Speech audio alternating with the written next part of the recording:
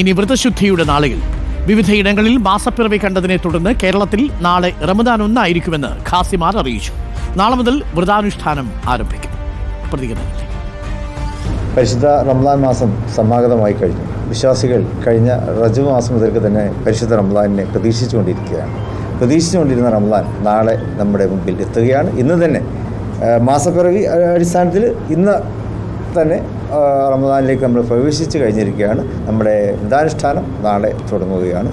നമുക്കൊക്കെ അറിയാവുന്നതുപോലെ സമൂഹം അങ്ങേയറ്റം നശിച്ചുകൊണ്ടിരിക്കുന്ന ഒരു സാഹചര്യം കൂടിയാണ്. പലപ്പോഴും ലഹരിയുടെയൊക്കെ അടിമകളായിക്കൊണ്ട് നമ്മുടെ യുവസമൂഹം വ്യതിചലിച്ചു പോകുന്ന ഈ കാലഘട്ടത്തിൽ ഈ ലഹരിക്കെതിരെയുള്ള പോരാട്ടത്തിന് വേണ്ടിയിട്ട് ശക്തമായിട്ട് ഈ റമദാൻ മാസത്തെ നമ്മൾ പ്രയോജനപ്പെടുത്തേണ്ടതുണ്ട്.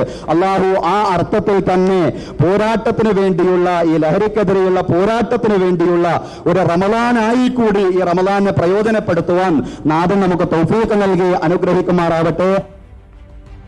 മുബഷീർ പി അക്ബർ നമുക്കൊപ്പം ചേരുന്നു. മുബഷീർ, അങ്ങനെ റംദാൻ മാസം സമാഗതമായിരിക്കുന്നു. ഇനി വ്രതശുദ്ധിയുടെ നാളുകളായിരിക്കും. ഇനി ഒരുക്കങ്ങളുണ്ടാവും. ഇനി അങ്ങോട്ടൊരു മാസത്തോളം പ്രാർത്ഥനയുടെയും വ്രതത്തിൻ്റെയും പരിശുദ്ധിയുടെയും ഒക്കെ നാളുകൾ അല്ലേ മുബഷീർ?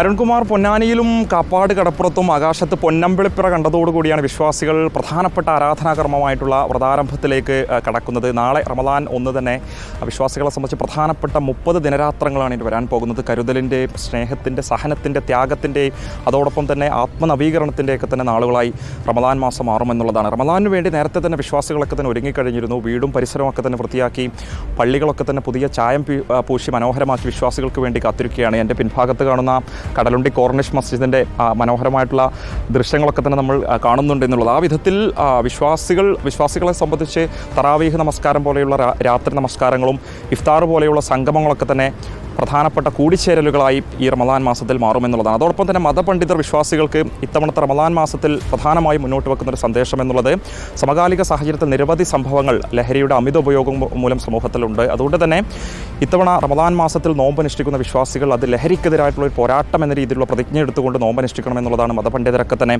ഒരുപോലെ പറയുന്നത്. വിശേഷിച്ചും തിരുവനന്തപുരത്തെയും അതുപോലെ തന്നെ താമരശ്ശേരിയിലൊക്കെ തന്നെ പലതരത്തിലുള്ള സംഭവങ്ങൾ ചൂണ്ടിക്കാണിച്ചുകൊണ്ട് മതപണ്ഡിതർ അത് വിശ്വാസികൾക്കുള്ളൊരു നിർദ്ദേശമായി തന്നെ നൽകുന്നുണ്ട് എന്നുള്ളതാണ്. അതോടൊപ്പം തന്നെ ഇത്തവണത്തെ റമദാൻ മാസത്തിലെ കാലാവസ്ഥ എന്നുള്ളത് ചെറിയ രീതിയിൽ പ്രതികൂലമാണ്. വേനലൊക്കെ തന്നെ കടുത്തു വരുന്നൊരു സാഹചര്യമാണ്.